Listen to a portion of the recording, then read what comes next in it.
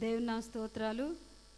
Live కార్యక్రమం ద్వారా వీక్షిస్తున్న మీ అందరికీ కూడా నా హృదయపూర్వక వందనాలు చెల్లిస్తున్నాను. అందరూ సంతోషంగా ఉన్నారండి. దేవుడిచ్చిన క్షేమాన్ని బట్టి, దేవుడిచ్చిన కృపను బట్టి మనందరం కూడా దేవుని కృతజ్ఞత స్తుతులు చెల్లించుకుందాం. మరి స్త్రీల కూటం ప్రార్థనతో ప్రారంభించుకొని మరి దేవుని మహిమకరంగా మనం ఆయన స్తుతించుకుందాం. ప్రార్థన చేస్తుండగా మీరు కూడా ఏకీభవించండి. మనందరం కూడా ప్రార్థన చేసుకుందాం. స్తోత్రము నాయన, మహాగణుడ, మహోన్నతుడ, సర్వాధికారి, నీకు వందనాలు చెల్లిస్తున్నాం మా తండ్రి. గడిచిన వారం నుండి వారం వరకు మమ్మల్ని అందరినీ కాపాడినందుకని స్తోత్రాలయ్యా. ఈ స్త్రీల కూటాన్ని ప్రారంభిస్తుండగా దేవా, మీరే నాయన ఆది నుండి అంతవరకు జయకరంగా జరిగించండి నాయన. పాటల ద్వారా, వాయిద్యాల ద్వారా, నాయన వాక్య పరిచర్య ద్వారా మీరు మహిమ తెచ్చుకోండి దేవా. ఈ యొక్క కార్యక్రమంలో పాల్గొన్న ప్రతి బిడ్డను కూడా జ్ఞాపకం చేసుకోండి తండ్రి. నాయన ఇదిగో ప్రభా, నాయన ఈ యొక్క కార్యక్రమంలో, ఈ యొక్క ఆరాధనలో నాయన ప్రభా, నాయన అనేక మేళ్లు పొందుకోవటానికి సహాయం ఇచ్చేయండి. నీ బిడ్డలందరితో మీరు మాట్లాడండి ప్రభా. ఈ యొక్క కార్యక్రమం ద్వారా మీరు బలపరచండి నాయన. నీకు వందనాలు తండ్రి. అయ్యా, ఎవరు ఏ సమస్యలతో, బలహీనలతో నాయన ఇదిగో తండ్రి ప్రభా, ఏ పరిస్థితులతో ఉన్నారో ప్రతి వారిని కూడా మీరు జ్ఞాపకం చేసుకొని నీ కృప చేత నాయన బిడ్డలను మీరు బలపరచండి తండ్రి. నాయన యొక్క నాయన ప్రార్థన అంతట్లో కూడా మీరు మహిమ తెచ్చుకోండి నాయన. ఇదిగో తండ్రి, ప్రార్థనలో, పాటలు, ప్రతి విషయంలో కూడా నీ కృపగల హస్తం మాకు తోడుగా ఉంచి ఆది నుండి అంతవరకు జయకరంగా జరిగించి నీ నామానికి మహిమ తెచ్చుకోమని దేవా. మరి ముఖ్యంగా నాయన మా సంఘాలని, మా యొక్క ఆత్మీయ బిడ్డలను, మా దేశాన్ని, గ్రామాన్ని, అయా మా యొక్క నాయన భారతదేశం అంతటిని కూడా మీరే ఒకసారి దర్శించి నాయన ఏ బిడ్డకి ఏం కావాలో సమస్తం కూడా మీరే సహాయం ఇచ్చేయండి. ఈ స్త్రీల కూటమి ద్వారా ప్రత్యేకమైన నాయన ఒక మంచి ఉపదేశము ద్వారా మాతో మాట్లాడి మీరే మమ్మల్ని బలపరచమని, మా ప్రార్థన సహాయం కోన ప్రతి బిడ్డను కూడా మీరే జ్ఞాపకం చేసుకోమని యేసయ్య మీ శ్రేష్టమైన నామములో అడిగి వేడుకొంచున్నాను మా తండ్రి. ఆమేన్. ఇప్పుడు పాట పాడుకొని దేవుని మహింపరచుకుందాం. మధురమైనది నా యేసు ప్రేమ, మరుపురానిది నా తండ్రి ప్రేమ అన్న పాట మనం పాడుకొని దేవుని మహింపరచుకుందాం. మధురమైనది నా యేసు ప్రేమ, మరపురానిది నా తండ్రి ప్రేమ.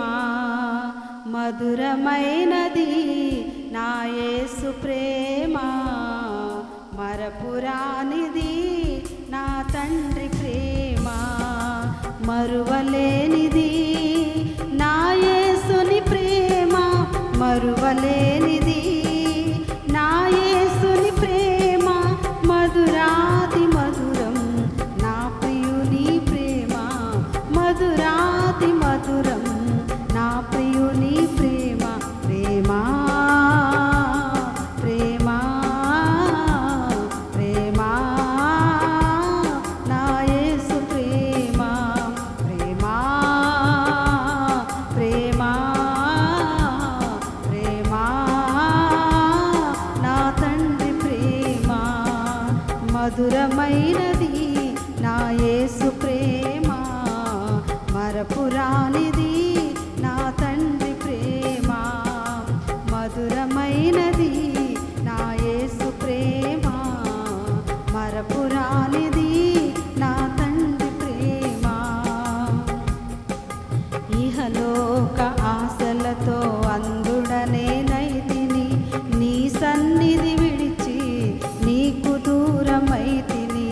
ఇహలోక ఆశలతో అందుడనే నైతిని, నీ సన్నిధి విడిచి నీకు దూరమైతిని.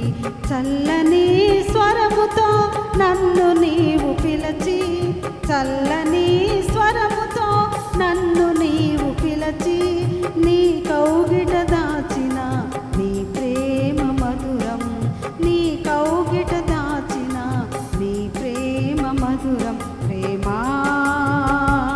ప్రేమ ప్రేమ నా యేసు ప్రేమ. ప్రేమ ప్రేమ ప్రేమ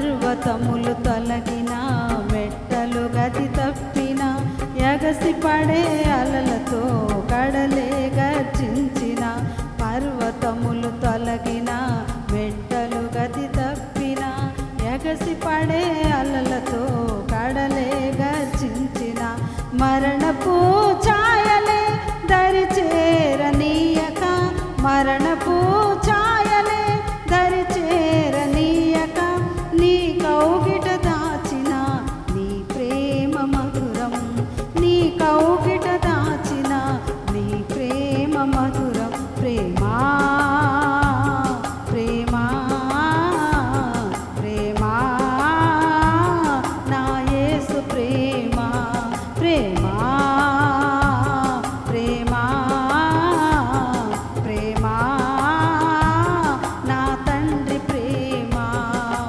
మధురమైనది నా యేసు ప్రేమ మరపురానిది నా తండ్రి ప్రేమ మధురమైనది నా యేసు ప్రేమ మరపురానిది నా తండ్రి ప్రేమ మరువలేనిది నా యేసుని ప్రేమ మరువలేనిది నా యేసుని ప్రేమ మధురాతి మధురం నా ప్రియుని ప్రేమ మధురాతి మధురం నా ప్రియుని ప్రేమ ప్రేమా ప్రేమా ప్రేమా నా యేసు ప్రేమ ప్రేమా ప్రేమా ప్రేమా నా తండ్రి ప్రేమ ప్రేమా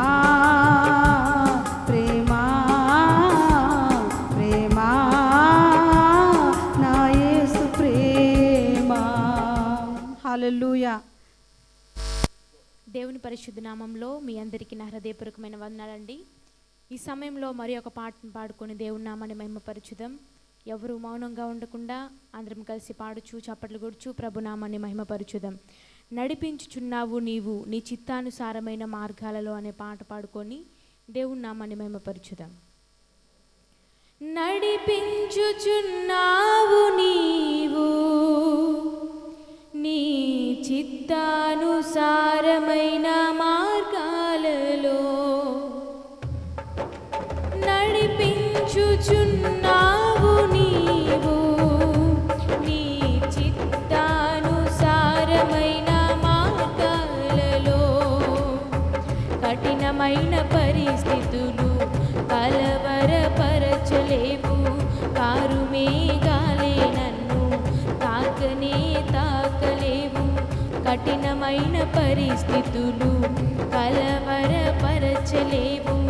కారుమేఘాలే నన్ను తాకనే తాకవు నడిపించుచున్నావు నీవు నీ చిత్తానుసారమైన మార్గాలలో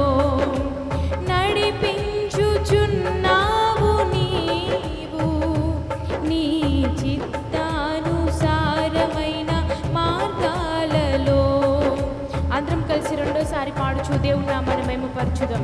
నీ దైవికమైన జ్ఞానముతో నన్ను నింపినావే నా ప్రభు అంటూ అందరం కలిసి పాడదాం.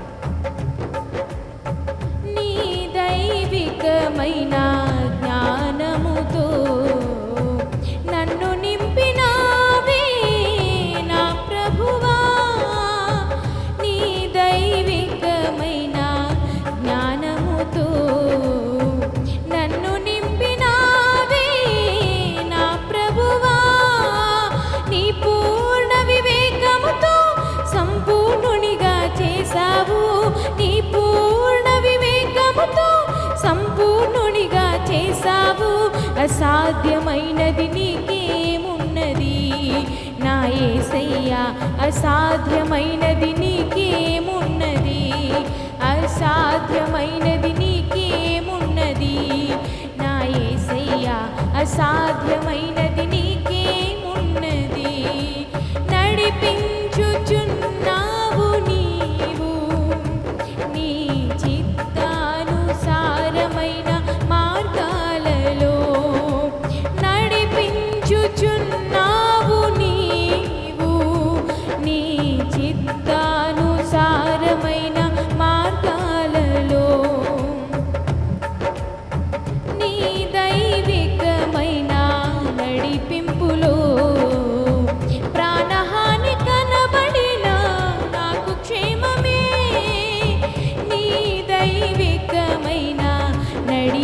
ముగింపులో ప్రాణహాని కనబడిన నాకు క్షేమమే. ఓడబద్దలైపోయినను ఒడ్డుకునను నడిపించావు. ఓడబద్దలైపోయినను ఒడ్డుకునను నడిపించావు. అసాధ్యమైనది నీకేమున్నది నా యేసయ్యా, అసాధ్యమైనది నీకేమున్నది, అసాధ్యమైనది నీకేమున్నది నా యేసయ్యా, అసాధ్యమైనది నీకేమున్నది.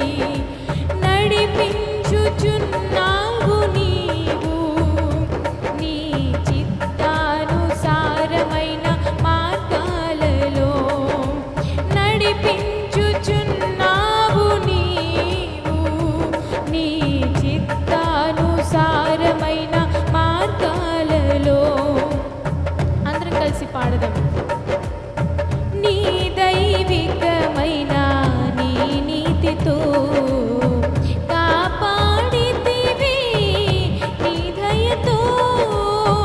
నీ దైవికమైన నీ నీతితో కాపాడితివి, నీ దయతో.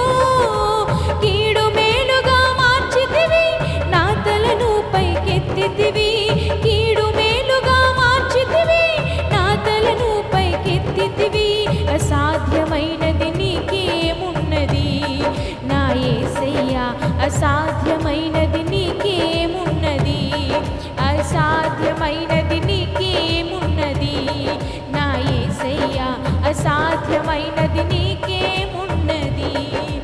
నడిపించుచున్నావు నీవు నీ చిత్తానుసారమైన మార్గాలలో. నడిపించుచున్నావు నీవు నీ చిత్తానుసారమైన మార్గాలలో. అందరం కలిసి పాడదామా? నీ దైవికమైన దీవెనతో నా గిన్నె నిండి పొర్లుచున్నది. నీ దైవికమైన దీవెనతో నా గిన్నె నిండి పొర్లుచున్నది. సహాయము చేయుట మానవుగా క్షామము నేను చూడనుగా. సహాయము చేయుట మానవుగా క్షామము నేను చూడనుగా. అసాధ్యమైనది నీకేమున్నది నా యేసయ్యా, అసాధ్యమైనది నీకేమున్నది, అసాధ్యమైనది నీకేమున్నది నా యేసయ్యా, అసాధ్యమైనది నీకేమున్నది. నడిపించుచున్నావు నీవు నీ చిత్తానుసారమైన మార్గాలలో. నడిపించుచున్నావు నీవు నీ చిత్తానుసారమైన మార్గాలలో. కఠినమైన పరిస్థితులు కలవరపరచలేవు. కారుమేఘాలే నన్ను తాకనే తాకవు. కఠినమైన పరిస్థితులు కలవరపరచలేవు. కారుమేఘాలే నన్ను తాకనే తాకవు. నడిపించుచున్నావు నీవు నీ చిత్తానుసారమైన మార్గాలలో. నడిపించుచున్నావు నీవు నీ చిత్తానుసారమైన మార్గాలలో. నీ చిత్తానుసారమైన మార్గాలలో. నీ చిత్తానుసారమైన మార్గాలలో. హల్లెలూయా. దేవునికి స్తోత్రం. ఈ సమయంలో మనమందరము కొద్ది నిమిషాలు మోకరించి దేవుని నామాన్ని ఆరాధించుకుందామండి. మీరున్న స్థలాలలో మోకరించగలిగినట్లయితే నిశ్చయముగా దేవుడు ఈ దినాన మన ఎద్దుకు దిగి రాబోతున్నాడు. ఇళ్ళలోనే ఉన్నాము కదా, మమ్మల్ని ఎవరు చూడట్లేదు కదా అని మరి అలక్ష్యముగా ఉండకుండా అందరము కలిసి శ్రద్ధతో దేవుడి నామాన్ని మహిమపరచుదాం. నిజముగా ఆరాధనలో దేవుడు ఎన్నో అద్భుత ఆశ్చర్య కార్యాలు జరిగించగలరు. ఆరాధనలో మరి రోగాలతో ఉన్న వారిని దేవుడు స్వస్థపరచగలరు. కనుక విశ్వాసముతో ఆయన నామాన్ని మనమందరం కలిసి ఆరాధిద్దాం. మీరు ఏ రీతిగా మరి ప్రార్థించగలుగుతారో, ఏ రీతిగా దేవుణ్ణి ఆరాధించగలుగుతారో ఆ రీతిగా హృదయపూర్వకంగా మనమందరం కలిసి దేవుడి నామాన్ని ఆరాధించుదాం. గడిచిన కాలమంతయు దేవాది దేవుడు మన్ని కాచి కాపాడి ఉంచారు. తన అమూల్యమైన రెక్కల చాటున దేవుడు భద్రపరిచి ఉంచారు. నిజమే ప్రియులారా, ఆయన చిత్తంలో మనం నడవగలిగినట్లయితే, ఆయన చిత్తంలో మనం జీవించగలిగినట్లయితే మనకు అది క్షేమమే. అది ఎటువంటి పరిస్థితులైనను దేవుడు మనకి క్షేమకరముగా మార్చగలరు. కనుక ఆయన చిత్తానుసారమైన మార్గాలలో మనం నడుచుటకు దేవుడు తన కృపను అనుగ్రహించినట్లుగా అందరము కలిసి మరి 2 మోకాళ్ళు వేసి 2 హస్తములు పైకెత్తి 2 కన్నులు మూసుకొని దేవుని నామాన్ని ఆరాధించుదాం. దేవా మీకు స్తోత్రాలు ప్రభువా, గడిచిన కాలమంతయు మీరు మీ కృపలో భద్రపరిచి ఉంచారయ్యా.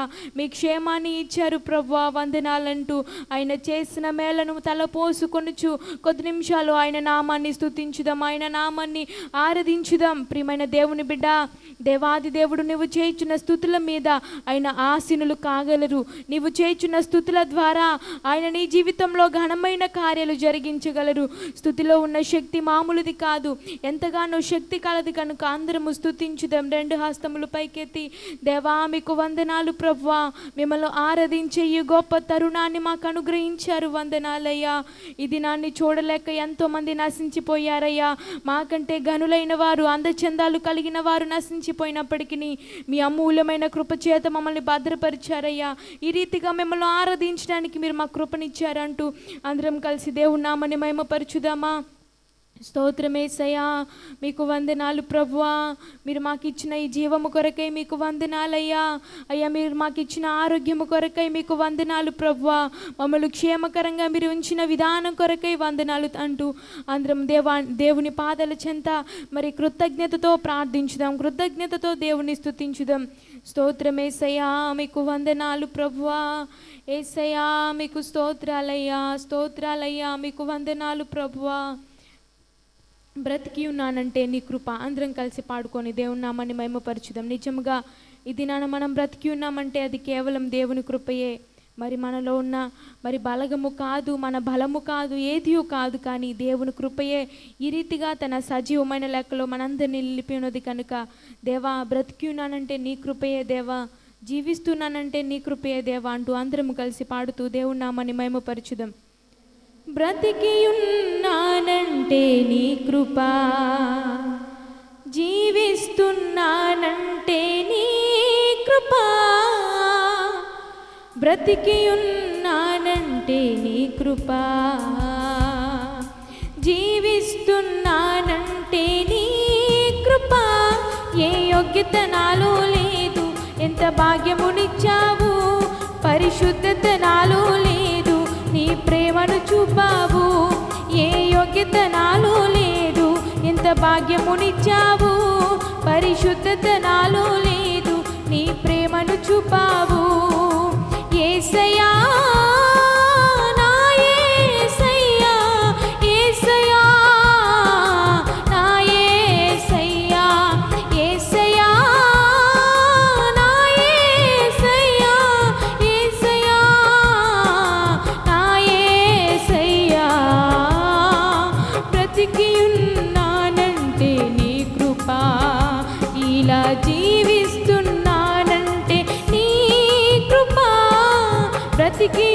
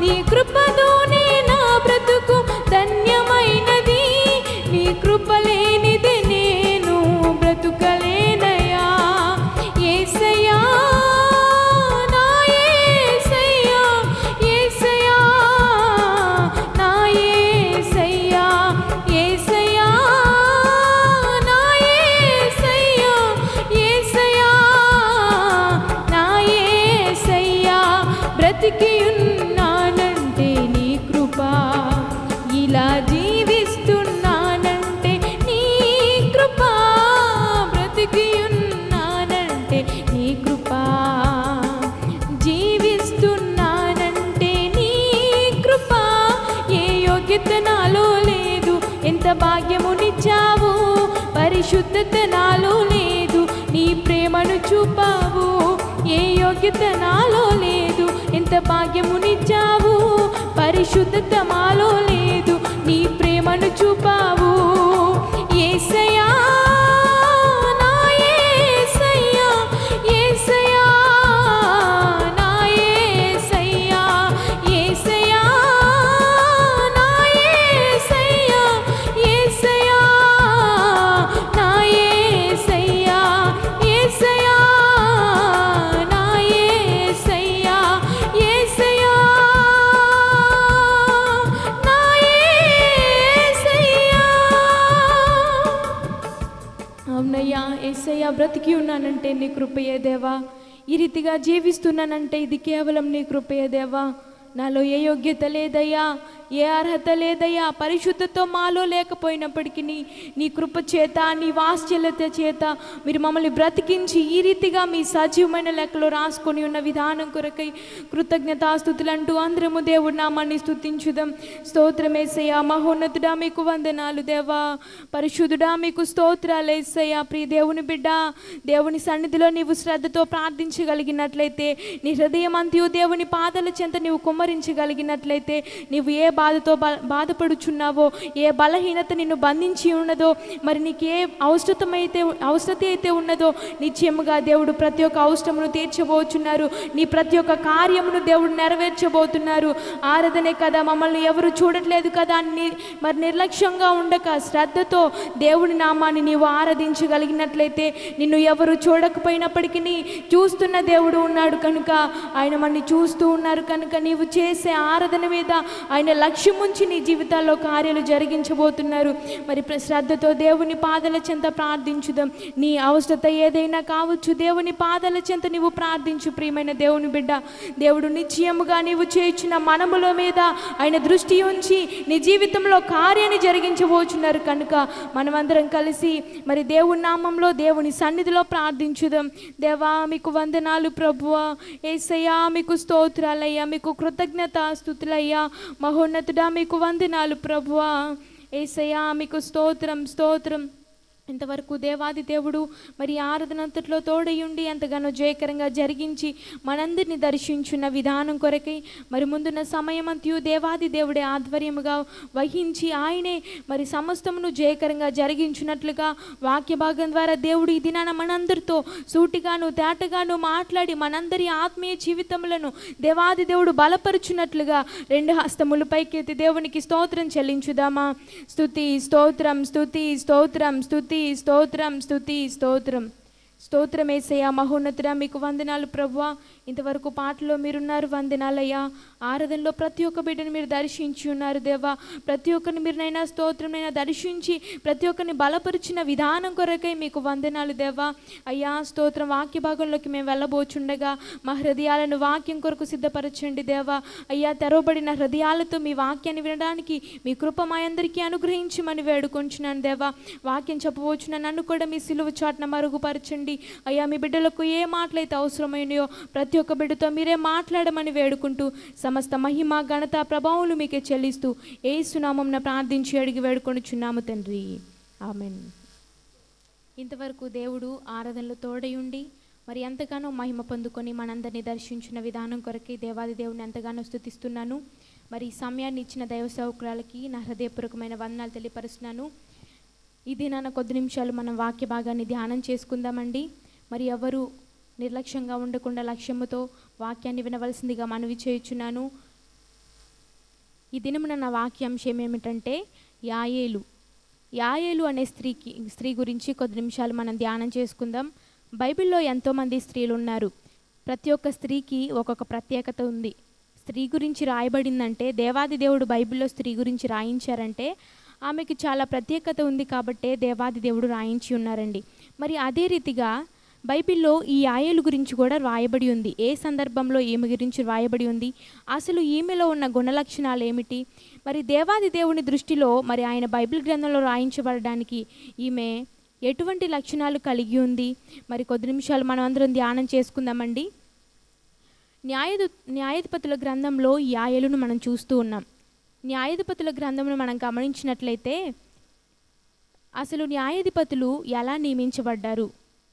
మోషే గారు మరి ఎంతగానో ఇశ్రాయేలు ప్రజలను మరి నడిపిస్తూ, అందరికీ ఎంతోమంది ప్రజలు ఉన్నారు, ఎన్నో లక్షల మంది ప్రజలు ఉన్నారు. అంతమందికి ఒక్క వ్యక్తి న్యాయం తీర్చాలంటే చాలా కష్టం. కాబట్టి మోషే మామయ్య అయిన ఇత్రో గారు ఒక సలహా ఇస్తారు. ఏమనంటే, నీవు న్యాయాధిపతులను నియమించు, నీవొక్కడివే న్యాయం తీర్చలేవు కదా, న్యాయాధిపతులను నీవు నియమించినట్లయితే వారు నీకు సహకారంగా ఉంటారు కనుక నీవు న్యాయాధిపతులను నియమించని మోషే గారి మామయ్య అయిన ఇత్రో సలహా ఇస్తారు. ఇత్రో గారి మరి సలహా మేరకు మోషే గారు న్యాయాధిపతులను నియమిస్తారు. మరి పట్టణానికి ఒక న్యాయాధిపతిని నియమిస్తారు. అదే రీతిగా మరి న్యాయాధిపతులు మరి కొనసాగించబడుతూ ఉంటారు. మరి దేవాది దేవుడు కూడా న్యాయాధిపతులను నియమించడం అదే కంటిన్యూ చేస్తూ ఉన్నారండి. అయితే ప్రతి ఒక్క న్యాయాధిపతి వచ్చినప్పుడు మరి ఇశ్రాయేలు ప్రవర్తన ఏ రీతిగా ఉంది, అసలు ఇశ్రాయేలులకు న్యాయాధిపతులు ఎందుకు అవసరమయ్యారంటే, ఇశ్రాయేలు ప్రజలను మనం చూసినట్లయితే వారు బానిసత్వంలో కొట్టుమిట్టాడబడుచు ఉన్నప్పుడు దేవునికి మొరపెట్టినప్పుడు మరి దేవుడు వారిని విడిపించడానికి మోషేను పంపించిన తర్వాత వారికి న్యాయం తీర్చడానికి దేవుడు న్యాయాధిపతులను అనుగ్రహిస్తూనే ఉన్నారు. ఆ కాలంలో ఇశ్రాయేలుకు రాజు లేరండి, న్యాయాధిపతులే ప్రతి ఒక్కరికి న్యాయాన్ని తీరుస్తూ ఉండేవారు. ఆ సమయాలలో ఇశ్రాయేలు ప్రజలు మరి చాలా దేవునికి అవిధేయకరంగా ప్రవర్తించేవారు. కొద్ది రోజులు దేవునికి ఇష్టానుసారంగా ప్రవర్తిస్తూ మరి తర్వాత దేవుడు వారి ఎడల చేసిన మేళ్లను గుర్తించక, వారు గుర్తుపెట్టుకోక, కృతజ్ఞతతో ఉండక వారు ఏ రీతిగా జీవించేవాళ్ళంటే, వారు తమకు ఇష్టము వచ్చినట్లుగా జీవించేవారు. మరి నిజ దేవుడైన యెహోవాను పూజింపక మరి వారు ఏం చేసేవారంటే ఇతర దేవతలను పూజించేవాళ్ళు. మరి పాపం కొరకు వారి శరీరాలను వారు అప్పగించుకునేవారండి. ఇటు రీతిగా మరి వారు జీవిస్తూ ఉండగా దేవాది దేవుని యొక్క కోపము వారి మీద రగులుకుంది. ఒక్కసారి కాదు, 2 సార్లు కాదండి. వీరి ప్రవర్తన ఏ రీతిగా ఉండేదంటే, కొద్ది రోజులు న్యాయాధిపతి వచ్చిన కొద్ది రోజులు పవిత్రంగా జీవించేవాళ్ళు. మరి న్యాయాధిపతి మరి ఇతర దేవతలను మరి పూజించొద్దు అని ఆ బలిపీఠాలని, స్తంభాలను పడగొట్టించడం వలన వీరు ఆ దేవతల్ని పూజించకుండా మరి యెహోవాని పూజిస్తూ యెహోవానే అనుసరిస్తూ ఉండేవారు. మరి ఆ తర్వాత ఆ న్యాయాధిపతి వెళ్ళిపోయిన తర్వాత వీరు మళ్ళీ పాపంలోకి వెళ్ళిపోవడం, ఇతర దేవతల్ని పూజించడం, ఈ రీతిగా వారి ప్రవర్తన ఉండేది. నిజంగా దేవాది దేవునికి ఎంత దుఃఖకరమండి. తను చేసుకున్న ప్రజలు తన్ని ఆరాధించకుండా ఇతర దేవతల వైపు తిరిగినప్పుడు దేవాది దేవుడు ఎంత బాధపడతారు కదా. మరి అందుకనేనేమో దేవుని కోపం వారి మీద రగులుకోవడం వలన మరి ఇశ్రాయేలు ప్రజలను శత్రువుల చేతికి అప్పగించేవారు.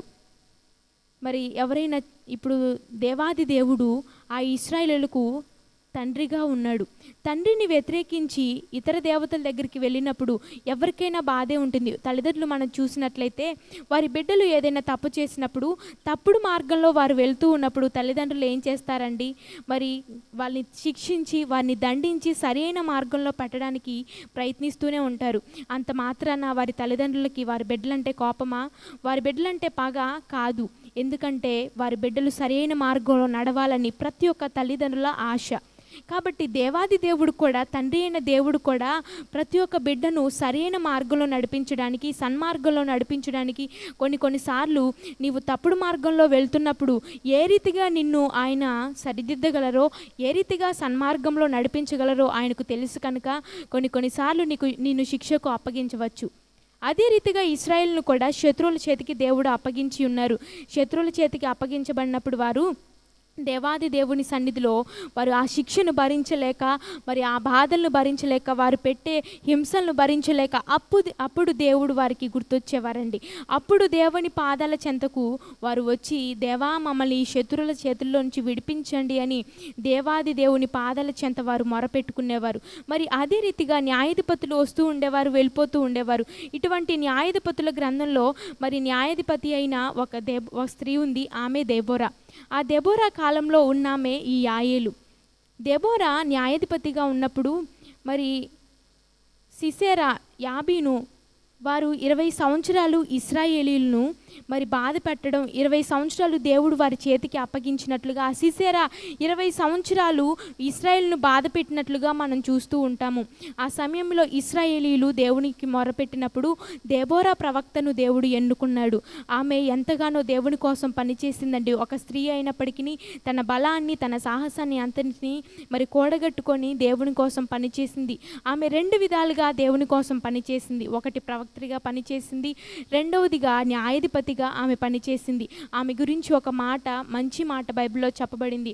ఆమె న్యాయాధిపతిగా ఉన్నప్పుడు ఒక తల్లి వలె ఆమె ప్రతి ఒక్కరిని ఆదరించిందంట. ఒక తల్లి వలె ఆమె పాత్రను ఆమె పోషించిందంట. ప్రియమైన దేవుని బిడ్డలారా, సంఘంలో మనం జీవిస్తూ ఉన్నప్పుడు ఓ స్త్రీలారా, మీరు సంఘంలో జీవిస్తున్నప్పుడు మీరు ఏ రీతిగా జీవిస్తున్నారు? మీ ప్రవర్తన ఏ రీతిగా ఉంటుంది? ఇతరులకు మాదిరికరంగా ఉంటుందా, లేకపోతే ఇతరులను కించపరిచే రీతిగా మీరు ఉంటున్నారా? ఈ దెబోరా అయితే ఒక తల్లి పాత్రను పోషించింది. అదే రీతిగా మనం కూడా సంఘాలలో జీవిస్తున్నప్పుడు ఒక తల్లి పాత్రను మనం పోషించాలండి. దెబోరా గారి వలె మరి ఆమె 2 విధాలుగా దేవుని కోసం పనిచేసినట్లుగా ఆమె స్త్రీయే కానీ, బలహీన ఘటమే కానీ దేవుని కోసం పనిచేసింది. అయితే ఈ శత్రువులను దేవుడు వారి చేతులకు అప్పగించడానికి ఈ దెబోరా ప్రవక్త్రి కనుక ఆమెకు దేవుడు అన్నీ ముందుగానే బయలుపరిచేవారు. ప్రతి ఒక్క ప్రవక్త్రికి దేవుడు సమస్తమును బయలుపరిచేవారు. ఎవరైతే దేవునికి సమీపంగా ఉంటారో, ఎవరైతే దేవునికి ప్రార్థన చేస్తూ ఆయన కన్నుల ఎదుట యథార్థముగా ప్రవర్తిస్తూ ఉంటారో వారి కన్నులకు దేవుడు ఏదీ మరుగు చేయరు. ప్రతి ఒక్కటి తాను ముందుగా ఏది చేయబోతాడో అది ప్రతి ఒక్కటి బయలుపరుస్తారు. మరి అబ్రహాం గారిని మనం చూసినట్లయితే సొదొమ గొమొర్రా మీద మరి తన ఉగ్రతను పంపించబోచున్నప్పుడు అబ్రహాము గారికి దేవుడు ముందుగానే తెలియజేశారు. ఎందుకు తెలుసా? దేవుడికి అబ్రహాము గారు ఎంతగానో సమీపముగా జీవిస్తూ ఉన్నారు. నీవు కూడా దేవునికి సమీపంగా జీవించగలిగినట్లయితే మరి నీకు దేవుడు జరగబోయే కార్యాలన్నీ ముందుగానే బయలుపరుస్తారు. ఎటువంటి ఉగ్రత దేశం మీదకి రాబోతుందో, నీవు ఏ రీతిగా ప్రవర్తించాలో, నీ కుటుంబాన్ని ఏ రీతిగా కాపాడుకోవాలో అవన్నీ దేవుడు నీకు ముందుగానే బయలుపరుస్తారు. ప్రియమైన దేవుని బిడ్డ, మనం కూడా దేవునికి సమీపముగా ఉండాలి. ఈ దెబోరా ప్రవక్త్రి దేవునికి సమీపంగా ఉంది కాబట్టి ఆమెకు దేవుడు అన్నీ బయలుపరిచారు.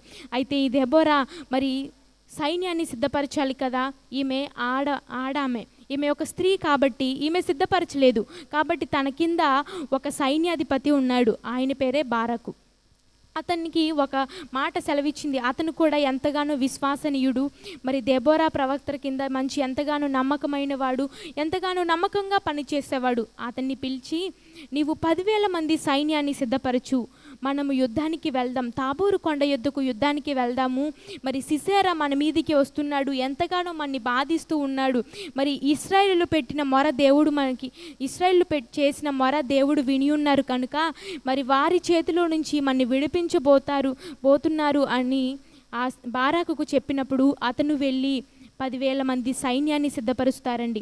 మరి వారందరినీ సిద్ధపరిచి మరి దెబోరా దగ్గరికి వచ్చి ఒక మాట అంటారు. దెబోరా, నీవు కూడా మాతో వస్తేనే మేము ఇక్కడి నుంచి బయలుదేరతాము, నీవు కూడా మాతో రావాలమ్మా అని ఆ బారాకు అడిగినప్పుడు ఆమె సరే నేను కూడా వస్తాను అని వారితో కూడా వెళ్ళింది. అయితే ఆ సమయంలో ఒక మాట బారాకుతో ఆ దెబోరా అనడం మనం చూస్తూ ఉంటాం. ఏమనంటే, నీవు యుద్ధం చేస్తావు, యుద్ధంలో ఘనత నీకు కలగదు, కానీ ఒక స్త్రీకి ఘనతను, ఒక స్త్రీ ద్వారా ఈ సైన్యాన్ని మనం జయించగలుగుతాము, ఘనత నీకు కలగదు అని ఆమె చెప్పిద్దండి. ఆ సమయంలో ఇక వారందరూ కలిసి యుద్ధానికి వెళ్తారు. తాబోరు కొండ మీదకి వెళ్తారు. తాబోరు కొండ మీదకి వెళ్ళినప్పుడు మరి ఆ సిసెరా చాలా బలవంతుడు. ఎంతగానో అతనికి 900 ఇనుప రథాలు ఉన్నాయి. ఇనుప రథాలు అంటే అది మామూలు విషయం కాదండి. ఇంతమంది 10,000 మంది సైన్యం ఉన్నా ఈ 10,000 మంది సైన్యము అతని కిందకి కొంచెం కూడా రారు, కానీ అతను ఎంతగానో బలాఢ్యుడు, బలశాలి. మరి అతనికి సిసెరా అనగా అర్థం ఏమిటంటే యుద్ధ వ్యూహం. అతని పేరులోనే ఉంది అర్థం, యుద్ధ వ్యూహం. మరి అతని పైన ఉన్న రాజు యాబీను. ఆ యాబీను రాజు అంతగా ప్రజల్ని హింసించేవారు కాదు, కానీ ఈ సిసెరా మరి ఎంతగానో కఠినుడుగా మరి ప్రజలను ఎంతగానో హింసిస్తూ మరి బానిసత్వానికి గురి చేస్తూ, హింసిస్తూ, బాధలకు గురి చేస్తూ ఉండేవాడు. ఈ సిసెరా చాలా కఠినుడిగా ప్రవర్తిస్తూ ఉండేవాడండి. అతని పేరే యుద్ధ వ్యూహం. అతనికి యుద్ధం అంటే ఎంతగానో నేర్పరి, యుద్ధంలో నేర్పరి, తన్ని జయించగలిగిన వారు ఎవరు ఉండకపోయేవారండి. అంతటి బలశాలి ఈ సిసెరా. ఈ సిసెరా ఈ ఇశ్రాయేలు మీదకి యుద్ధానికి వచ్చినప్పుడు మరి ఆ దెబోరా మరి వారితో కూడా ఉండడం వలన, దేవుని బిడ్డ వారితో కూడా ఉండడం వలన, మరి దేవుని మాట వారితో ఉండడం వలన వీరికి దేవుడు జయాన్ని కలిగించారు. ఏ రీతిగానో తెలుసా? మీరందరూ తాబోరు కొండ యొద్దకు వచ్చి ఉన్నారు, యుద్ధం జరగవలసి ఉన్నది, సిసెరా సైన్యము కూడా వచ్చి ఉన్నది. అయితే ఈ దెబోరా వీరి సైన్యము ఏదైనా యుద్ధం చేశారా? మరి కత్తుల చేత, కటారాల చేత యుద్ధం చేశారా అంటే ఏమీయో వారు యుద్ధం చేయలేదు. వారు మౌనముగా నిలిచుండి ఉన్నారు. మౌనముగా నిలిచి ఉండగా మరి దేవుడు ఏం చేశారో తెలుసా? ఒక అద్భుతమైన కార్యాన్ని వారి మధ్యలో జరిగించారు. ఆ సిసెరాకి అర్థమైపోయింది, ఒక చిన్న కలవరము వారి మధ్యలో పుట్టింది. చిన్న కలవరం ద్వారా ఇక నా సైన్యము అంతమైపోతుంది, నాకు అపజయమే అని గ్రహించిన ఆ సిసెరా ఏం చేస్తాడు తెలుసా? తన ఇనపరథాల్ని విడిచిపెట్టి కాలినడకన అతను పారిపోవడం ప్రారంభిస్తాడండి. ఆ తర్వాత ఆ శత్రు సమూహమంతయు కత్తివాత హతమైపోతారు. వీరు యుద్ధం చేశారా? మరి కత్తులను ప్రయోగించారా? ఏమీ ప్రయోగించలేదు. వారు ఏమీ కష్టపడలేదు. కానీ దేవాది దేవుని చేతికి వారిని అప్పగించుకోవడం వలన, దేవాది దేవునికి వారు చేసిన ప్రార్థన వలన దేవాది దేవుడు వారికి ఏమీ కష్టపడకుండానే విజయాన్ని ఇచ్చారు.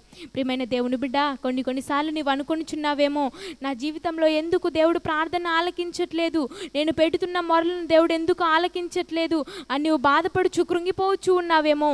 కానీ దేవాది దేవుడు సెలవిస్తూ ఉన్నారు, నీ ప్రార్థనలన్నీ ఆయన వింటూనే ఉన్నారు. కొన్నిసార్లు నీ ప్రవర్తన దేవునికి విరుద్ధముగా ఉంటుందేమో, దేవునికి నీవు అసహ్యకరమైన కార్యాలు నీకు తెలియకుండానే నీవు చేస్తున్నావేమో. ఒకసారి నీ ఆత్మీయ జీవితాన్ని నువ్వు పరీక్షించుకోవాలి. ఈ ఇశ్రాయేలులు కూడా ఏ రీతిగా జీవించేవారంటే, కొద్ది దినములు దేవునికి సమీపంగా జీవించేవారు, కొద్ది దినములు బాగానే ప్రార్థన చేసేవారు, కొద్ది దినములు బాగానే వాక్యాన్ని చదివేవారు.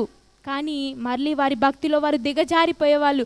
ఆత్మీయతలో ఎదగడం, ఆత్మీయతలో దిగజారిపోవడం, ఇదే వారి ప్రవర్తన, ఇదే వారి డైలీ రొటీన్ అయిపోయింది. ఈ రీతిగా జీవిస్తే మరి స్థిరత్వం లేని ఆత్మీయత మనం కలిగి ఉంటే దేవుని ఆశీర్వాదాలను మనం ఏ రీతిగా పొందుకోగలం? మరి దేవుని కృపలకు మనం ఏ రీతిగా పాత్రలు కాగలం? ప్రియమైన దేవుని బిడ్డ, ఈ వాక్యాన్ని వినిచున్న నీవు స్థిరమైన ఆత్మీయ భక్తిని కలిగి ఉన్నావా? లేకపోతే మాటికి ఆత్మీయతలో దిగజారిపోయే స్థితిలో నీవు ఉన్నావా? ఏ రీతిగా ఉన్నావో ఒకసారి నువ్వు పరీక్షించుకో. నీ ఆత్మీయ స్థితిని ఒకసారి నువ్వు పరిశీలన చేసుకున్నట్లయితే నీవు ఎక్కడ ఆగిపోయావో అక్కడి నుంచి నువ్వు తిరిగి లేవగలిగిన కృప దేవుడిచ్చునుగాక. ఆమేన్, హల్లెలూయా. మరి అందరము మరి మన ఆత్మీయ పరిస్థితిని మనం పరీక్షించుకుంటూ ఉండాలి. మన ఆత్మీయ స్థితిని ఎప్పటికప్పుడు మనం చెక్ చేసుకుంటూ ఉండాలి. మరి వీరు కూడా ఆత్మీయ స్థితిలో దిగజారిపోయేవారిగా ఉన్నారు కాబట్టే ఈ శత్రువుల చేతికి దేవుడు వారిని అప్పగించవలసి ఉందండి. మరి మన్ని కూడా దేవాది దేవుడు శత్రువులకు అప్పగిస్తున్నారంటే కారణం ఏంటంటే, కొన్నిసార్లు శ్రమలు మన జీవితాల్లో వస్తున్నాయంటే, మరి శ్రమలు 2 రకాలండి. ఒకటేమో మన జీవితంలో సంభవిస్తున్న శ్రమలు దేవునికి మహిమార్థమే వస్తాయి. రెండోదిగా మనం చేసిన తప్పులను బట్టి, మనం చేస్తున్న పాపాలని బట్టి, దోషాలను బట్టి మరి మన్ని సరైన మార్గంలో పెట్టడానికి మన మీదికి కొన్నిసార్లు శ్రమలు వస్తూ ఉంటాయండి. ఇశ్రాయేల్ మీదకి ఎందుకు శ్రమ వచ్చిందంటే, ఎందుకు వారు మరి దుఃఖించవలసిన పరిస్థితులు, మరి ఏడవలసిన పరిస్థితులు వచ్చిందంటే, వారు చేసిన దుష్ప్రవర్తనను బట్టి, వారి నడతను బట్టే వారి మీదికి శ్రమ వచ్చింది. దేవుని ప్రజలు కదండి, ఎంతైనా ప్రతిష్ఠించబడిన జనాంగం కదా, దేవుడు విడిచిపెట్టే దేవుడు కాదు. నిజంగా మన దేవుడు ఎంత గొప్ప దేవుడు అండి. ఆయన కోపము నిమిషం మాత్రమేనంట, ఆయన దయ ఆయుష్కాలమంతయు నిలిచేది. ఆయన కోపం కనుక ఆయుష్కాలమంతయు నిలిస్తే మనం ఆయన కన్నుల ఎదుట ఏమాత్రం నిలవలేము, మనము ఏమాత్రము ఈ రీతిగా జీవించలేము.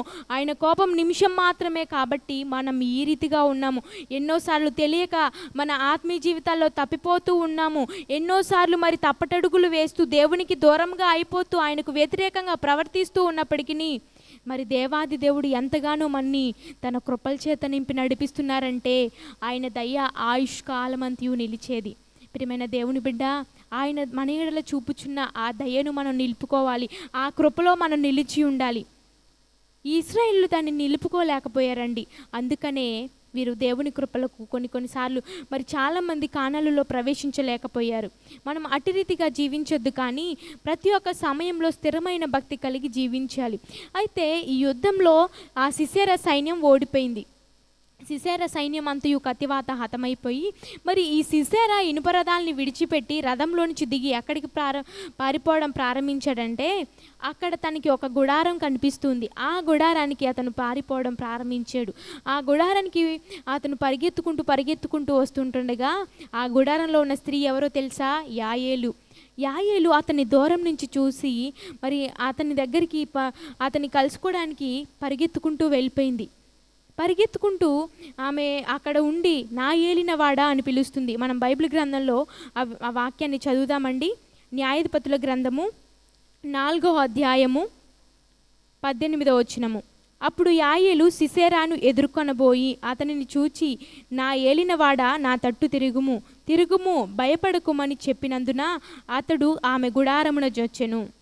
ఈ స్త్రీ ఏం చేస్తుందంటే, తన ఇంటికి ఒక వ్యక్తి పరుగెత్తుకొని రావడం, భయంతో రావడం ఆమె చూసిన ఆమె ఏమి చేసిందంటే, నా ఏలినవాడా భయపడకుము అని అతనికి ఒక ఆదరణ ఇస్తుంది. అతన్ని తన ఇంటిలోకి ఆహ్వానించడం మాత్రమే కాకుండా ఆమె ఏం చేస్తుందంటే, అతను ఆమె గుడారానికి వచ్చి అక్కడ జొచ్చి తర్వాత ఆమె గుడారంలో ఉన్న తర్వాత ఆమె గొంగలితో అతనిని కప్పగా అతడు దప్పికొని ఉన్నాను, దయచేసి దాహంనకు కొంచెము నీళ్ళిమ్మని అడిగెను. అతను ఇంటిలోకి రాగానే ఆమె ఏమి చేసిందంటే అతనికి ఒక గొంగలిని ఇచ్చింది. గొంగలితో అతన్ని కప్పిన తర్వాత అతను ఏమి చేస్తున్నాడంటే, నేను దాహంతో ఉన్నానమ్మా, నాకు కొంచెం దాహానికి నీళ్ళివ్వు అని అతను ఆమెను అడిగినప్పుడు ఆమె ఏం చేస్తుందంటే, ఆమె ఒక పాలబుడ్డి విప్పి అతనికి దాహం ఇచ్చి అతన్ని కప్పుచుండగా అతడు ఆమెను నీళ్ళు అడిగాడు, కానీ ఆమె ఏం చేస్తుందంటే ఒక పాలబుడ్డి విప్పి అతనికి పాలు ఇస్తున్నట్లుగా మనం చూస్తూ ఉన్నాము. ప్రియమైన దేవుని బిడ్డలారా, మరి స్త్రీలందరూ ఎలా ఉంటారంటే, మనము అటువంటి సిచ్యువేషన్లో ఉంటే ఏం చేస్తాము? అసలు ఒక తెలియని వ్యక్తి మరి మన గృహానికి వస్తూ ఉంటే మనం భయంతో పారిపోతాము, కలవరంతో గట్టిగా అరిచేస్తాము, ఎవరో నా ఇంటి దగ్గరికి వచ్చారు అని అరిచేస్తూ భయముతో మరి ఉంటాము. కానీ ఈ స్త్రీ ఏం చేస్తుంది తెలుసా? ధైర్యముతో అతన్ని ఎదుర్కొనబోయి నా ఏలినవాడా అని పిలుస్తుంది. మరి అంత మాత్రమే కాక అతన్ని కప్పుకోవడానికి గొంగలిచ్చి మరి దాహానికి పాలిచ్చి ఆమె అతన్ని ఎంతగానో చేరదీస్తూ ఉన్నట్లుగా మనం చూస్తూ ఉన్నాం. ఈ యాయేలు చాలా గుణవంతురాలండి. ఈమె గుడారంలో ఉండే స్త్రీ. మరి ఈమెలో ఉన్న గుణలక్షణాలు ఏమిటో మనం కొన్ని ధ్యానం చేసుకుందాం. నిజంగా ఈమెను ఒక పదంతో పిలవచ్చు, the instrument of divine deliverance అని ఈమెను పిలవచ్చు. దేవుని కోసం ఒక సాధనముగా ఈమె పనిచేసింది, దేవుని కోసం ఒక ప్రతిష్టతతో ఆమె పనిచేసింది. ప్రియమైన దేవుని బిడ్డలారా, మరి ఏ రీతిగా ఆమె పనిచేసింది, ఏ రీతిగా ఆమె ప్రవర్తించింది అని కొన్ని విషయాలు, కొన్ని లక్షణాలు మనం ధ్యానం చేసుకుందాం. యాయేలులో ఉన్న లక్షణములను మనం కొద్ది నిమిషాలు ధ్యానం చేసుకుందామండి. మొట్టమొదటిగా ఆమె ఏ రీతిగా జీవించిందంటే, ఆమె గుడారపు అనుభవం కలిగి ఉంది. న్యాయాధిపతుల గ్రంథంలో మనం చూసినట్లయితే 5వ అధ్యాయము 24వ వచనంలో చూసినట్లయితే, కయీనీయుడైన హెబెరు భార్య యాయేలు స్త్రీలలో దీవెన నొందును, గుడారములలో నుండి స్త్రీలలో ఆమె దీవెన నొందును. ఇక్కడ చెప్పబడిందండి, గుడారములలో నుండి స్త్రీలలో అంటే ఈమె గుడారపు అనుభవం కలిగి ఉంది. గుడారంలో ఈమె జీవించేదిగా ఉంది. అసలు గుడారపు అనుభవం అంటే ఏంటంటే, ప్రార్థన జీవితానికి గుడారపు అనుభవం చాలా గుర్తండి.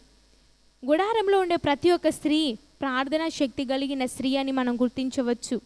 ఈ స్త్రీ యాయేలు కూడా ప్రార్థనా శక్తితో నింపబడిందండి. ప్రార్థనా బలముతో ఆమె జీవిస్తూ ఉంది. తన గృహంలో ఉన్నప్పుడు సినిమాలు పెట్టుకొనో, సీరియల్స్ పెట్టుకొనో, లేకపోతే ఇంటికి వెళ్ళి ముసలమ్మ ముచ్చట్లు పెడుతూ ఈమె జీవించట్లేదు. కానీ ఆమె గుడారంలో ఉన్నప్పుడు ఏం చేస్తుందంటే, దేవాది దేవుని పాదాలు పట్టుకొని ఆమె ప్రార్థిస్తూ ఉంది. గుడారపు అనుభవాన్ని ఆమె కలిగి ఉంది. ప్రియమైన స్త్రీలారా, మీరు ఏ రీతిగా జీవిస్తున్నారు? కొద్ది నిమిషాలు దేవుడు మీకు సమయాన్ని ఇస్తే, లేకపోతే ఒకరోజు దేవుడు మీకు ఖాళీగా ఉంచితే మీరు ఏ రీతిగా జీవిస్తున్నారు?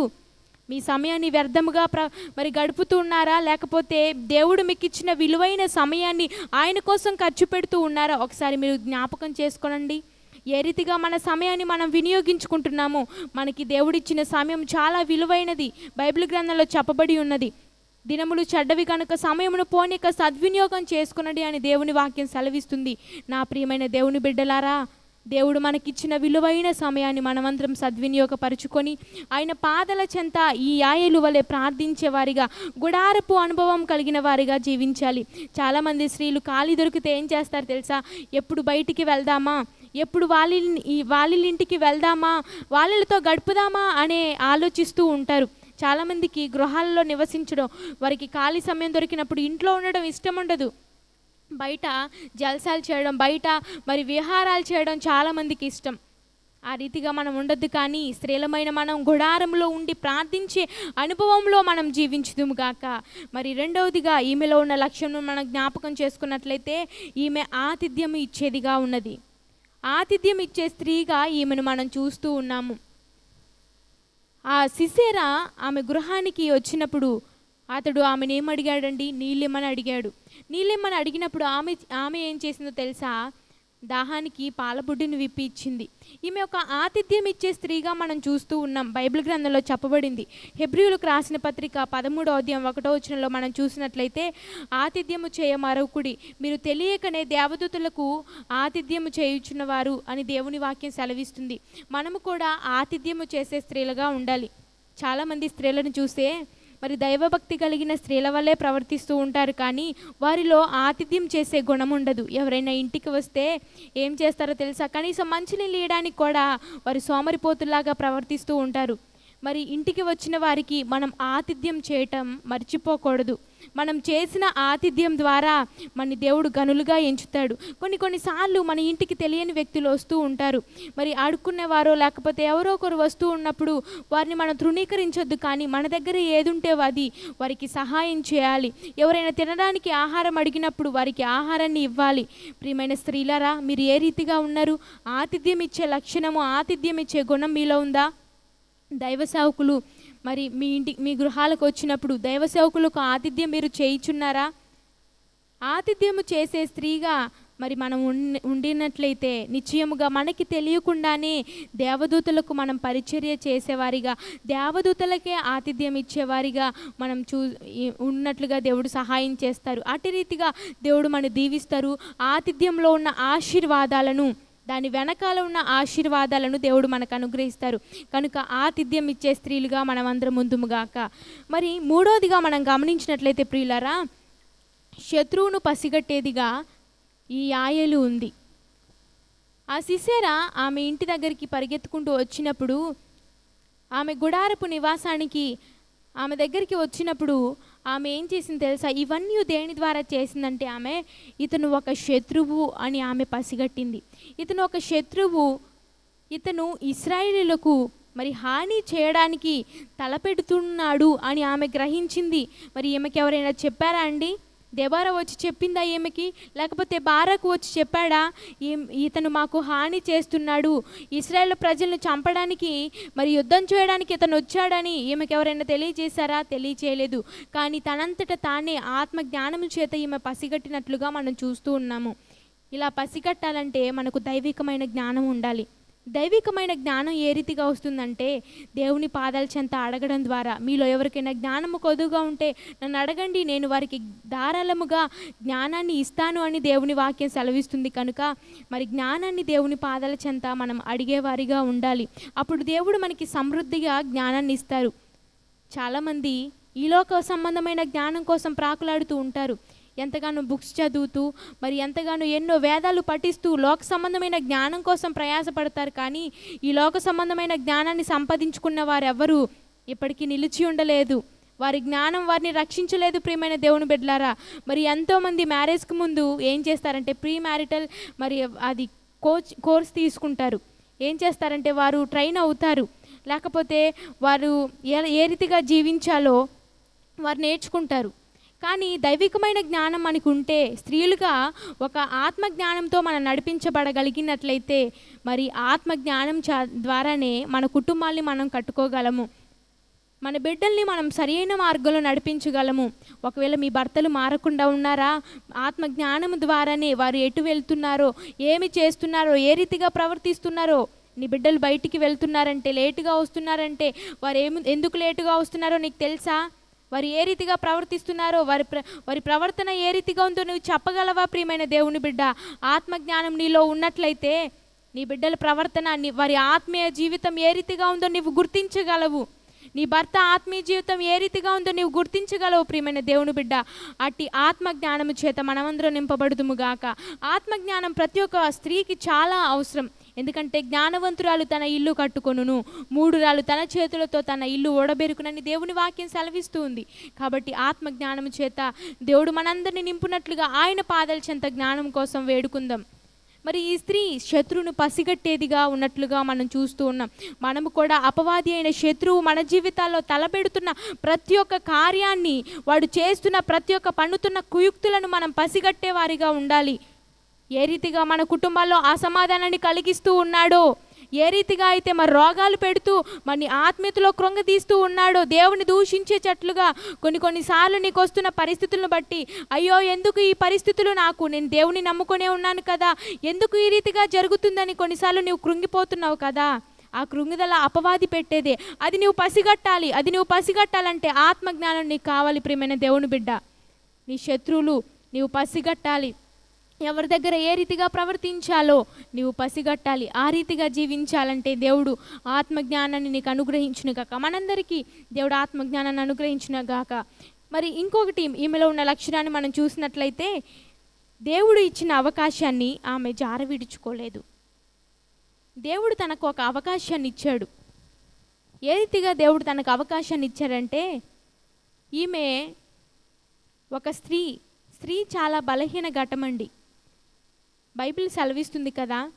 మరి స్త్రీ ఎందుకు బలహీన ఘటం అంటే, ఆదాము గారు ఒకసారి రిఫైన్ చేయబడ్డారు, కానీ అవ్వ 2 సార్లు రిఫైన్ చేయబడింది. ఒక బియ్యాన్ని మనం చూసినట్లయితే, ఆ బియ్యాన్ని మిల్లులో వేసి ఒక్కసారి మరి మిల్లు పడితే దానిలో ఉన్న ప్రోటీన్స్ పోతాయి. అదే 2 సార్లు దాన్ని మిల్లులో వేస్తే ఏం జరుగుతుంది? ఇంకా ఎక్కువ దానిలో ఉన్న ప్రోటీన్స్ అన్నీ వెళ్ళిపోతాయి. పాలిష్ చేస్తే దానిలో ఉన్న ప్రోటీన్స్ అన్నీ వెళ్ళిపోతాయి ప్రియమైన దేవుని బిడ్డలారా. మరి అదే రీతిగా మరి స్త్రీ 2 సార్లు రిఫైన్ చేయబడింది కనుక ఆమె బలహీన ఘటమని వాక్యం చెప్తుంది. మరి బలహీన ఘటమైన ఈ యాయేలు ఏ రీతిగా శత్రువును హతమార్చగలిగింది?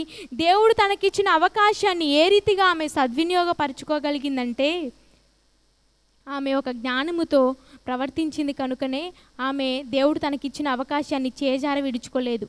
యోసేపును మనం గమనించినట్లయితే ప్రియులారా, దేవుడు ఒక అవకాశాన్ని తనకిచ్చాడు. ఏ రీతిగా అంటే, తను అభివృద్ధి పొందడానికి ఒక పరీక్షను తనకు అనుమతించాడు. అది ఏ పరీక్ష అంటే, పొతీఫరు యొక్క భార్య తన్ని పాపానికి ప్రేరేపించడం. ఆ సమయంలో అతని దగ్గర ఎవరు లేరు, అతను పాపం చేసినా అతను ఏమనే వాళ్ళు లేరు, కానీ అతను పరిశుద్ధత కోసం ప్రాకులాడాడు కనుక ఆ సమయంలో పరిశుద్ధత కోసం అతను పారిపోయి ఉన్నట్లుగా మనం చూస్తూ ఉన్నాము.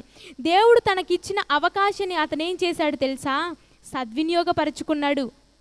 అతను పాపంలో లొంగిపోలేదు, కానీ అతను పాప నుంచి దూరంగా పారిపోయాడు కనుకనే అతను ప్రధానమంత్రి కాగలిగాడు ప్రియమైన దేవుని బిడ్డలారా. దేవుడు కొన్నిసార్లు మన జీవితాల్లో పరీక్షలు అనుమతిస్తారు. ఎందుకంటే నీవున్న స్థితిలోనే ఉండడం దేవునికి ఇష్టం లేదు. ఒక మరి స్టూడెంట్ మరి అదర్ క్లాసెస్లోకి హయ్యర్ స్టడీస్కి వెళ్ళాలంటే, జాబ్స్ సంపాదించాలంటే ఏమి చేయాలి? వారు టెస్ట్లో పాస్ కావాలి. అప్పుడు మాత్రమే వారు హైయర్ స్టడీస్కి వెళ్ళగలరు, మంచి ఉద్యోగాలను వారు సంపాదించగలరు. అదే టెస్ట్ లేకపోతే వారు అదే స్థితిలో ఉంటారు. అదే రీతిగా ప్రియమైన దేవుని బిడ్డలారా, దేవాది దేవుడు కూడా మనకి కొన్నిసార్లు టెస్ట్లను అనుమతిస్తూ ఉంటారు. వాటిని మనం గ్రహించి ఆ టెస్ట్లో మనం నిలబడగలిగినట్లయితే దేవుడు ఉన్నతమైన ఆశీర్వాదాలను అనుగ్రహిస్తారు.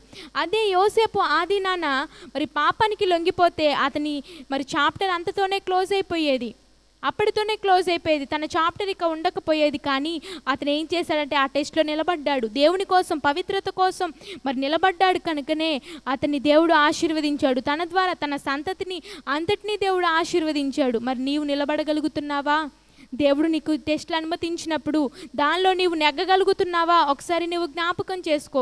ఈ లోక సంబంధమైన టెస్ట్లలో మనం నెగ్గకపోయినా దేవాది దేవుడు మనకు అనుగ్రహిస్తున్న మరి అనుమతిస్తున్న ఆ టెస్ట్లలో మనం కనుక నిలబడగలిగినట్లయితే, గెలవగలిగినట్లయితే దేవుడు మనని అభివృద్ధి పొందిస్తారు. నీ ఆత్మీయ స్థితిలోను, నీ శారీరక స్థితిలోను, కుటుంబ పరిస్థితిలోను ప్రతి ఒక్క విషయంలో దేవుడు అభివృద్ధినిస్తారు ప్రియమైన దేవుని బిడ్డ. మరి ఈ స్త్రీ కూడా దేవుడు తనకిచ్చిన అవకాశాన్ని చేజార విడుచుకోలేదు. శత్రువును చంపే అవకాశాన్ని దేవుడు ఆమెకి ఇచ్చారు.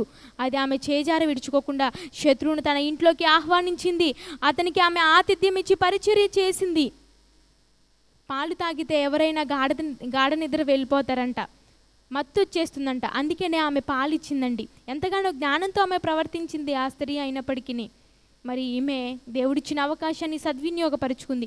ఆ రీతిగా మనం కూడా దేవుడు మనకిస్తున్న అవకాశాలను మనం సద్వినియోగపరచుకోవాలి.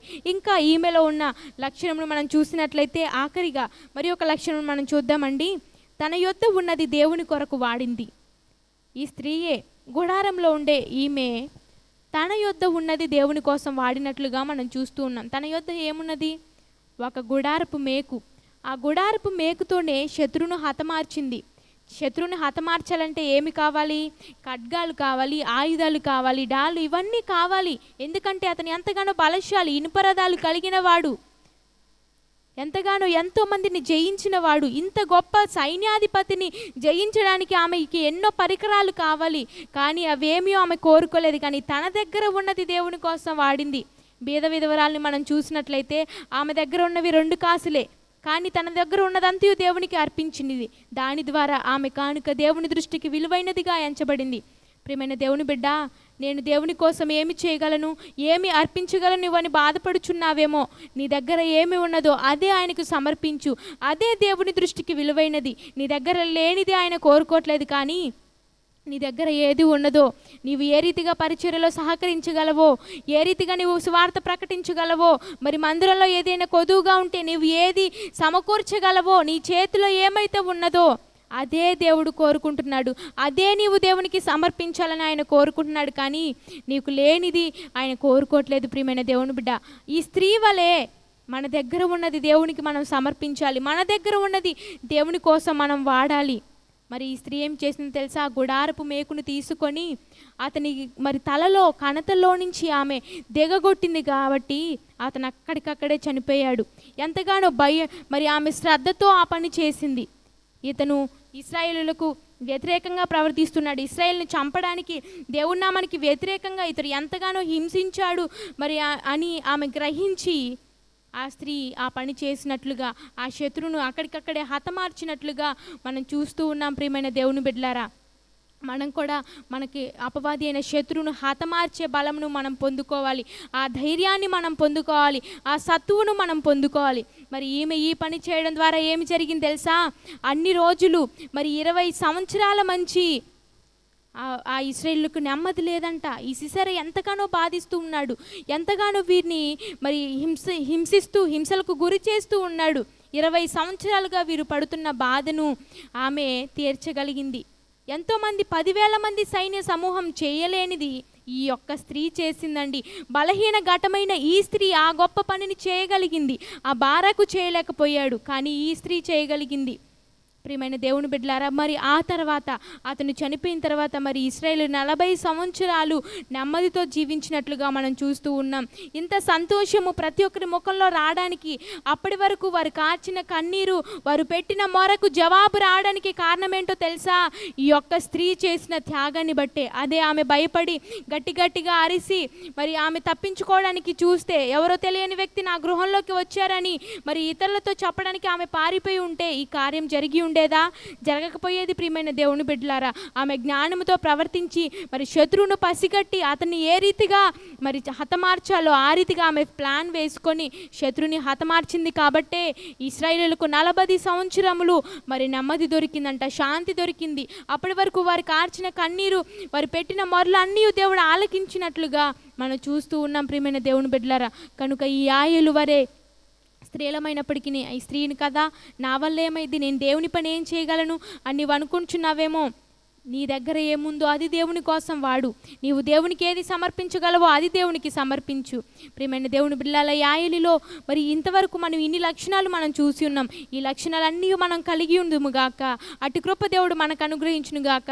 మరి ఈమెలో ఉన్న లక్షణాలు ఏమిటంటే, గుడారపు అనుభవం కలిగిన స్త్రీ. ఈ స్త్రీ ఆతిథ్యం ఇచ్చేదిగా ఈ స్త్రీని మనం చూస్తూ ఉన్నాము. మరి అటువంటి కృప దేవుడు మనకు అనుగ్రహించును గాక. మరి శత్రువును హతమార్చింది, శత్రువును పసిగట్టింది. మరి ఎంతగానో ఆమె తన త్యాగాన్ని అక్కడ కనుపరిచింది. ప్రియమైన దేవుని బిడ్డలారా, మరి అంత మాత్రమే కాకుండా తన దగ్గర ఏదైతే ఉందో అది దేవుని కోసం వాడింది, తన బలాన్ని దేవుని కోసం వాడింది, తన జ్ఞానాన్ని దేవుని కోసం వాడింది. ఆమెకి దేవుడిచ్చిన అవకాశాన్ని ఆమె చేజార విడుచుకోలేదు. ఈ లక్షణాలన్నీ మనం కలిగి ఉండి స్త్రీలముగా మనము కూడా యాయేలు వలె, మరి అందుకనే ఈమె ఈ రీతిగా చేసింది కనుక దెబోరా వచ్చి ఒక పాట పాడిద్ది. ఏమంటే, కయీనీయుడైన హెబెరు భార్య స్త్రీలలో దీవెన నొందును. ఈమె ఒక దీవెన నొందినదిగా మనం చూస్తూ ఉన్నాం. తనతో పాటు ఎంతోమంది స్త్రీలు ఉన్నారు, కానీ వారందరి మధ్యలో ఈమె దీవెన నొందింది. కారణం ఏమిటో తెలుసా? ఈమె చేసిన ఆ గొప్ప త్యాగము, ఈమె శత్రువును హతమార్చడం ద్వారా ఈమె దీవెన నొందినదిగా మనం చూస్తూ ఉన్నాం. దేవుని దీవెనలకు పాత్రురాలిగా కావాలని కోరుకుంటున్నావా? అట్లయితే నువ్వేమి చేయాలో తెలుసా? ఈ యాయేలు వలె సాహసముతో, ధైర్యముతో నీవు జీవించి నీ బలాన్ని, జ్ఞానాన్ని సమస్తమును దేవుని కోసం వినియోగించి అపవాది అయిన శత్రువును హతమార్చి అనేకులను మరి అపవాది దేవుని వద్దకు రాకుండా మరి అడ్డుపడుతూ ఉంటుండగా అపవాది బంధకంలో నుంచి అనేకులు విడిపించబడినట్లుగా నీవు దేవుని సన్నిధిలో ఏదైతే చేయగలవో అది చేయుచు, నీ కుటుంబాన్ని కట్టుకొనుచు ఆ జ్ఞానాన్ని దేవుడు నీకు అనుగ్రహించినట్లుగా నువ్వు ప్రార్థన చేయగలిగినట్లయితే నిశ్చయంగా నిన్ను, నీ కుటుంబాన్ని, నీ బంధువులను, నీ స్నేహితులను ప్రతి ఒక్కరిని నీ ద్వారా దేవుడు ఆశీర్వదించగలరు. నీ ద్వారా అనేకులను దేవుడు రక్షణలోకి నడిపించగలరు. కనుక ఇంతవరకు ఈ మాటలు విని ఉన్న ప్రియమైన దేవుని బిడ్డలారా, మనము కూడా ఇటువంటి లక్షణములన్నీ మనం కలిగి ఉండాలి. గుడారంలో అనుభవం కలిగి ఉండి ప్రార్థన చేయాలి. ఆతిథ్యం ఇవ్వడం మనం నేర్చుకోవాలి. శత్రువుని పసిగట్టే వారిగా మనం ఉండాలి. మనం ఏదైతే దేవుని కోసం చేయగలమో అది దేవుని కోసం చేయాలి. దేవుడిచ్చిన అవకాశాలను చేజార విడుచుకోవద్దు. మన దగ్గర ఉన్నది దేవుని పని కోసం వాడదాం. అటు రీతిగా దేవుడు మనందరికీ కృప అనుగ్రహించినట్లుగా ఇంతవరకు దేవుడు వాక్య భాగం ద్వారా మనందరితో మాట్లాడి ఉన్న విధానం కొరకు కొద్ది నిమిషాలు మనం ప్రార్థన చేసుకుందామా? దేవా, ఇంతవరకు మీరు మాతో మాట్లాడి ఉన్నారు దేవా, ఈ వాక్యాన్ని మా జీవితాల్లో ఫలింపజేయండి దేవా అంటూ అందరము తలలు వంచినట్లయితే కొద్ది నిమిషాలు మనం ప్రార్థన చేసుకుందాం. దేవాది దేవుడు ఈ వాక్యాన్ని మన జీవితాల్లో ఫలింపజేయనట్లుగా, వాక్యాన్ని వినడం ప్రాముఖ్యం కాదు, కానీ వాక్యానుసారంగా జీవించడమే ప్రాముఖ్యం. ప్రియమైన దేవుని బిడ్డ, ఈరోజు ఏం వాక్యం చెప్పారన్న ఆసక్తికరంగా విన్నావు, కానీ ఈ వాక్యానుసారంగా జీవించకపోతే నీ జీవితంలో ఆశీర్వాదం ఉండదు, కానీ మరి నష్టమే ఉంటుంది. ప్రియమైన దేవుని బిడ్డలారా, వాక్యానుసారంగా జీవించడానికి మనం ప్రయత్నిద్దాం. ఆ రీతిగా మనం జీవించడానికి దేవుని కృపను మనం వేడుకుందాం. దేవా మీకు స్తోత్రం అంటూ అందరము ప్రార్థించుదాం. వాక్యం దేవుడు మన జీవితాల్లో నూరంతలుగా ఫలింపజేయనట్లుగా మరి చెప్పబడిన వాక్యం కోసం మన మధ్యలో ఉన్న దైవ సౌకర్యాలు మరి అమ్మగారు వచ్చి ప్రార్థన చేస్తూ ఉంటుండగా అందరం ప్రార్థనలో ఏకీభవించుదాం.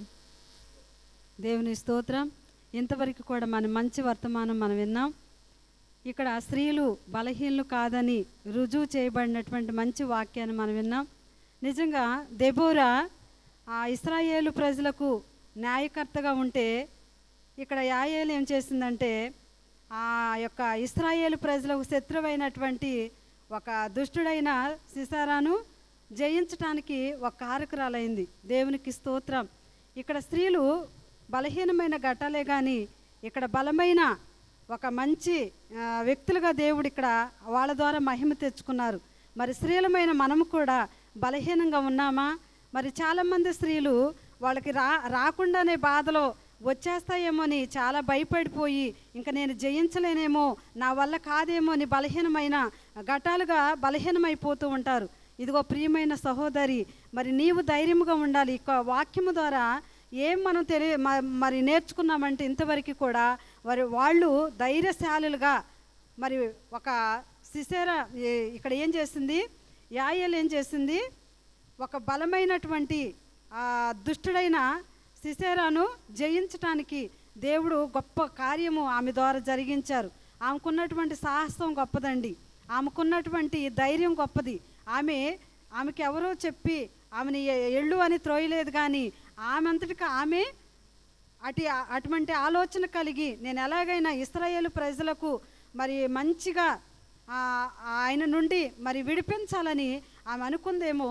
చాలా మంచిగా వినయంగా ధైర్యంగా ఆ యొక్క కార్యము చేసింది. అలాగే స్త్రీలమైన మనము కూడా మన కుటుంబాల్లో వచ్చే సమస్యలను చూసి భయపడకుండా, లేకపోతే ఈ యొక్క దేశంలో కానీ లేకపోతే ఇంకా ప్రజల మధ్య కానీ మనకున్నటువంటి సమస్యలను చూసి భయపడకుండా మనం ధైర్యంగా ఉండగలిగితే దేవుడు ఎంతైనా ఆశీర్వదిస్తాడు. కనుక ఈ స్త్రీల కూటమిలో మరి అనేక స్త్రీలు చేసినటువంటి సాహసాలు ఎన్నో ఉన్నాయి. మరి అవన్నీ కూడా మనం వింటూనే వచ్చాం. ఇంకా ఎన్నెన్నో ఉన్నాయి. మనము కూడా చేయాలంటే ఇది ఎంతో చాలా సులభం అన్నమాట. ఇలాంటి విషయాలు మనం నేర్చుకొని దేవుని యొక్క సన్నిధిలో భయభక్తులు కలిగి, దేవుని యందు విశ్వాసం ఉంచి, దేవుని యందు నిరీక్షణ ఉంచి, దేవుని యందు మరి ఎంతో బలమైన స్త్రీలుగా మనం ఉండగలిగితే మన ద్వారా దేవుడు మహిమ తెచ్చుకుంటారు. దేవుని స్తోత్రం. హల్లెలూయా, హల్లెలూయా.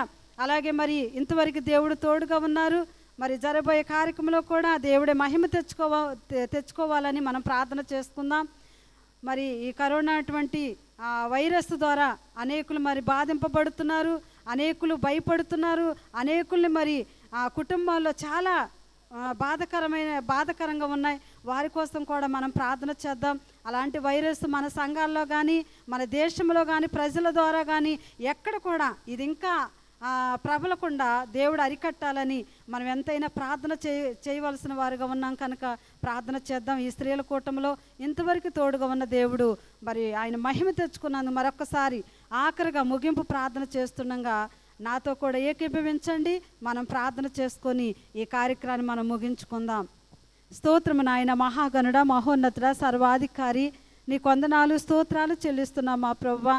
ఇంతవరకు పాటల ద్వారా, నాయన వాద్యాల ద్వారా, వాక్య పరిచయ ద్వారా మీరు మహిమ తెచ్చుకున్నందుకే నీ స్తోత్రాలు తండ్రి. నీ యొక్క మంచి వర్తమానం ద్వారా మాతో మాట్లాడినందుకు నీ స్తోత్రాలు అయ్యా.